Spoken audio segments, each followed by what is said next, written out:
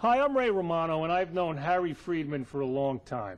Not only as a terrific comedian, who I use very often as my opening act, but also as a good friend who I compete with in everything from golf to tennis to who's the bigger hypochondriac. So, with all this competition, it made me feel very good when Harry came begging to me to introduce this video. That's when I was stunned to find out all of Harry's other identities. Take a look. Have too many long meetings turned your participants into zombies? Maybe it's time to bring them back to life. Meet Harry Freedman, the nation's leading expert. And making the sale requires a term I know you're all familiar with that I like to call strategic planning. I know you've heard this term a million times. I know there are those of you out there that are involved in implementing strategic planning. But today, I want to give you my definition of what I mean by the term strategic planning. Our host company, RRI, in my opinion, is the best in the field. And success like this can only come from one source: leadership. People such as their president and CEO, Walter Hall. Now that I've gotten that remark out of the way, let me tell you, I really have no idea if Walter is all that great or not as a leader. But now that I have successfully kissed up to Walter, I stand a good chance of being rehired to speak again at next year's meeting. That's strategic planning.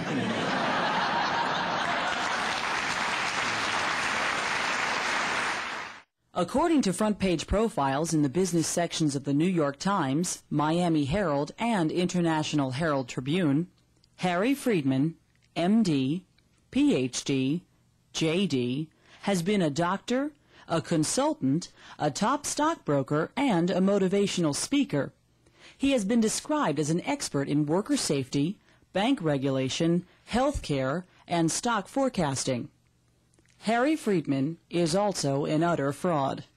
He will gladly pose as just about anything you want.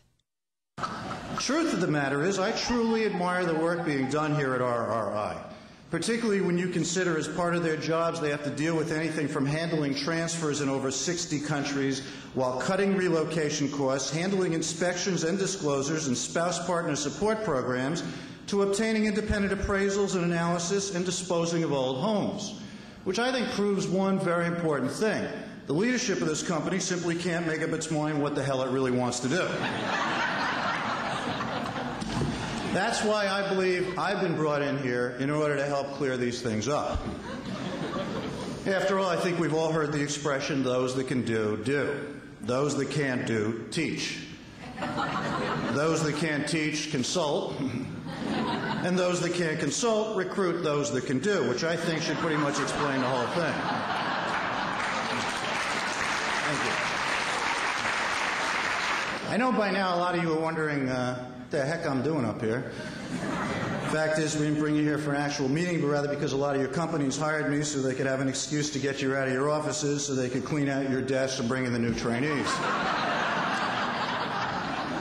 Now, I hope by now you figured out I'm not actually a consultant to RRI, and if you haven't and you work for RRI, you're fired.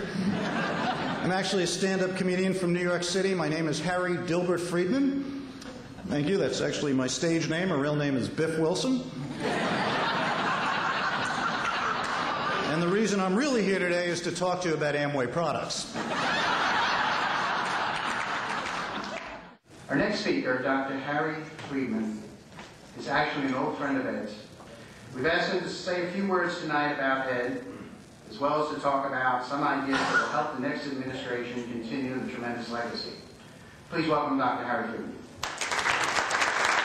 First of all, I want to just say what a beautiful and great hotel this is here. I'm actually staying here, and I'm having a great time. I figure anytime you can spend $17 on an English muffin for breakfast and sign it away at Alfred's expense, you're having a great time. By the way, for those of you that are from out of town, I would like to welcome you here to New York City. There is, of course, beautiful culture in New York. If you get a chance, the Museum of Natural History just opened up a new exhibit. I went there. It's an amazing thing. They have a chair that was made entirely of bubble gum, and I reached underneath. There was a little wooden desk. I do want to say one thing, however, which is based on Ed's personal grooming habits, and that is if he spends as much time on his speech as I know he did slicking down his hair tonight, I think we are in for a very long and entertaining evening. The fact is, Ed has a very powerful way with words. He always has strong messages in his speeches, such as advising freshmen during matriculation that 20% of them will meet their future wives at Alfred. What he fails to mention is 62% of them also meet their future ex-wives at Alfred.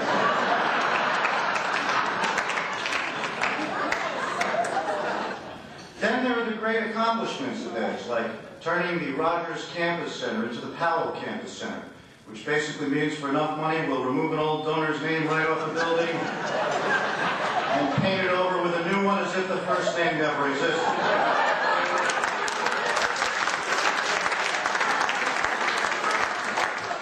As one of the country's foremost experts on sports fitness, my next guest treats many famous athletes and celebrities. He's a member of the National Board of Sports Medicine and the author of this bestseller, Cut to Win. Please welcome Dr. Harry Freedman. Okay, Super Bowl Sunday. A guy's hurt, but you know you can give him... Would you give him painkiller to get him through one game? I would never give a player a medication unless it's absolutely necessary, like if the game's really close and I have a lot of money bet on that game. In which case I'll shoot him so high he'll be able to fly over that stadium. Oh my! Absolutely. Well, okay, we have Keith Hernandez. What would you? I know you work with some older, excuse me, Keith, older athletes. Yes. What would you got? Any ideas for Keith? I could help Keith without question. You know, it's true he's getting up in years. His body's deteriorating. His muscle tone is pretty much wasted away. But you know, about all he's got left are his looks. But you strap him on a table or give me a sharp instrument, I'll have him ready for spring training. What does that mean? What does that mean? I can't explain it to you, Sally. What would you do? I'm sorry, what would you do with me? I'd cut you up.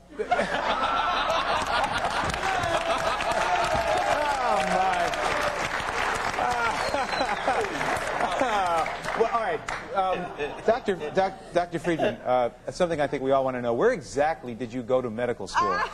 Well, I didn't go to any one location.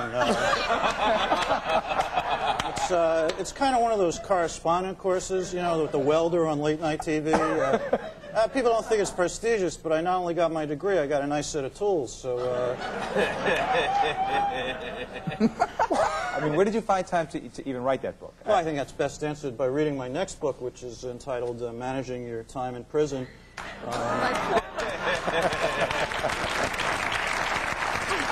By former Dr. Harry Freedman. Well, I've had some problems. Yeah, I understand. And thank you for being here with us tonight. Dr. Harry Freedman. Thank you very much.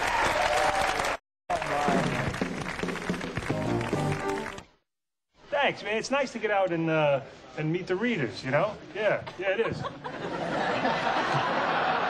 Hey, what are you doing? No, nothing. Let me ask you something. Did you read the one about Hey, the... hey. No cuts. No. I'm with him. No, you're not. I've been staring at the back of this guy's head since 6 o'clock this morning. Maybe you should have brought the jumble. No cuts. No, I'm not cutting. Look, I'm sure you are, sir. Move along. yeah, back of the line. Who do you think you are, huh? Look, I'm Ray Barone. I work for Newsday. I'm covering this thing. I'm a reporter. Good. Give us a report on the back of the line.